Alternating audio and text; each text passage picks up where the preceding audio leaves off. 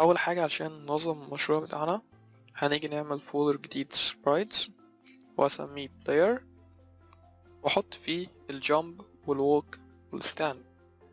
هنحمل الملفات ديت من الريسورسز اللي موجودة في المحاضرة وهنحطها في فولدر sprites. اول حاجة هنحطها الباك جراوند. ملاحظين ان احنا لو جبنا الباك جراوند قدام البلاير فهي بتخفي البلاير واحنا عايزينها تبقى موجودة ورا البلاير، فلازم نعمل sorting layer. هنيجي نعمل sorting layer، هنخلي اول واحد الباك جراوند، هخلي تاني واحد البلوك او اخليه المية،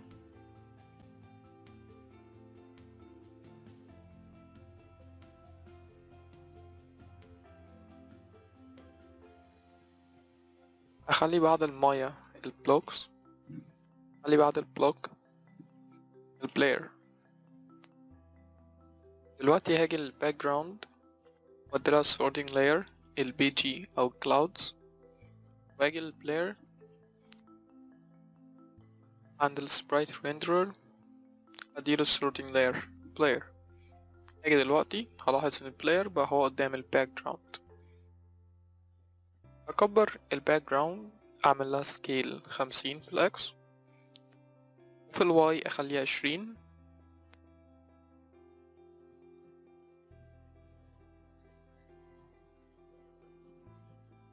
دلوقتي في فولدر بلوكس هنلاقي عندنا حاجة اسمها جراس، صورة جراس هنبتدي ننزلها. اديلها sorting layer block، امسح الكيوب، اجي عند جراس اعملها copy paste،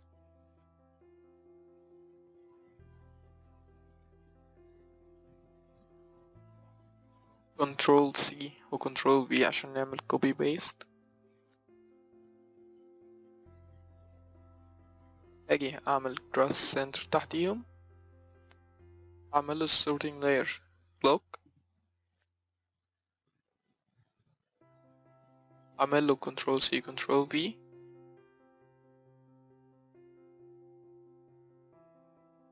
وهكرر الحكاية ديت. هاخد control C control V الاربع حاجات اللي فاتوا وانزلهم تحت. دلوقتي بقى عندنا الشكل ده. دلوقتي احنا عايزين نعمل create empty، اسميه block، باخد كل الحاجات اللي صنعنا بيها الشكل وادخلها في البلوك. دلوقتي البلوك دوت لو جينا عملنا منه بريفاب سحبناه للبروجكت، فكده عملنا منه بريفاب. دلوقتي نقدر نسحبه من البروجكت ونحطه في اي حتة عشان نقدر نبني بلوك.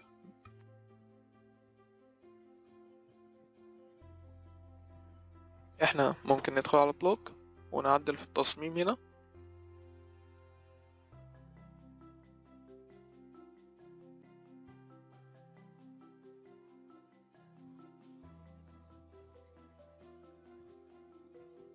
وده شكل البلوك اللي عندنا. هنخرج في اللعبة هنلاقي التصميم اتغير.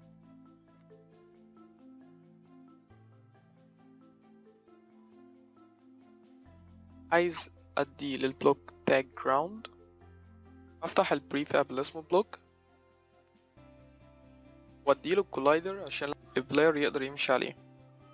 اديله 2D كولايدر،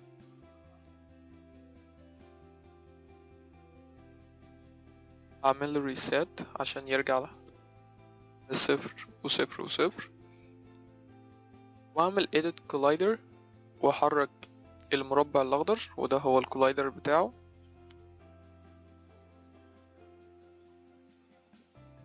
دلوقتي احنا عندنا الكولايدر. لو جربنا نشغل اللعبة هنلاقي ان البلاير يقدر يقف على البلوك ويقدر يجري. انا ملاحظ ان سرعة جري البلاير كبيرة وبرضه سرعة الانيميشن كبيرة، بس ده هقلله بعدين. دلوقتي هنعمل الكلاودز. هاجي في سبرايت اسحب الكلاود واحطها في اللعبة، اعمل السورتنج لاير بيجي كلاود، بس اخلي الاوردر ان لاير 1. دلوقتي هي بقت ظاهرة عندنا، اقدر احطها في اي مكان واعمل لها كوبي.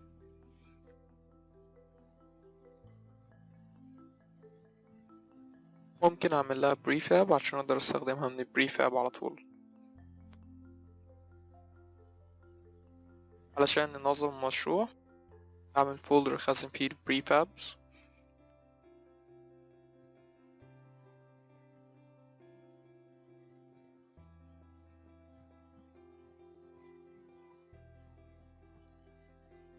وعلشان ننظم الهيراركي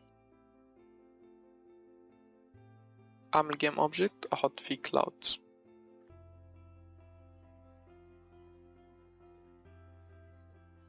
واحط جواه كل الكلاودز اللي عندنا، واعمل جيم اوبجكت احط فيه البلوكس.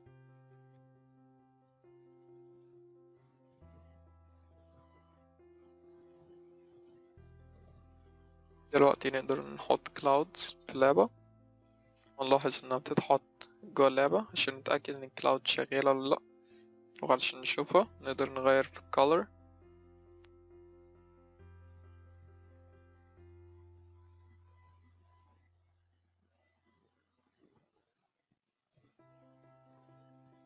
بس انا هخلي لونها ابيض عادي.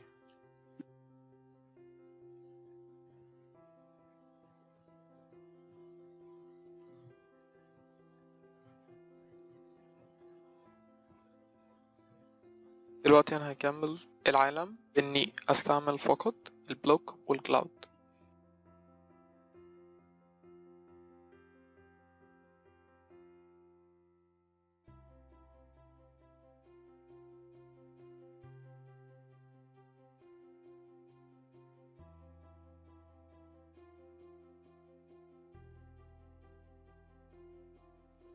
ممكن برضو نستعمل حاجة جديدة من البلوك، اجيب البريدج واخلي السورتنج لاير هو البلوك.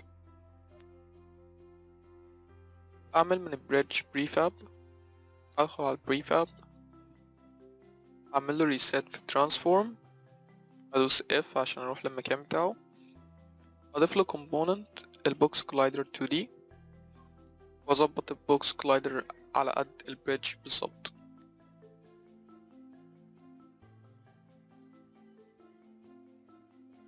احط كل البلوكس جوه الجيم اوبجكت اللي انا عامله علشان انظم الشكل في الهيراركي، واعمل جيم اوبجكت جديد احط فيه البريدج.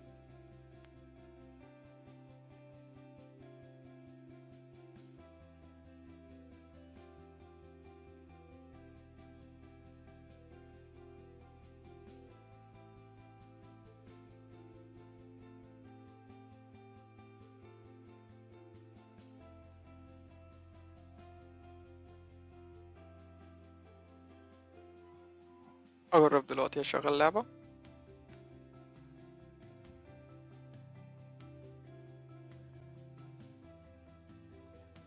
هنلاحظ ان في مشكلة، ان احنا لازم نخلي كل البلوكس يبقى التاج بتاعها ground علشان الانيميشن يشتغل. فاجي عند البلوك ادوس مرتين وانا مختار البلوك نفسه الجيم اوبجكت، اجي اديله التاج ground. اجرب اشغل لعبة تاني، هنلاحظ ان احنا نقدر نمشي ونتحرك في العالم، بس لو احنا مشينا يمين خالص فمش هنقدر نشوف اللعب علشان الكاميرا مش بتتبع اللعب. لو جينا نبص في اللعبة نفسها هنلاقي ان الكاميرا هي ثابتة، لو حركناها هنقدر نشوف في الجيم. فانا عايز ان الكاميرا ديت تتحرك مع اللعب طول ما هو بيتحرك،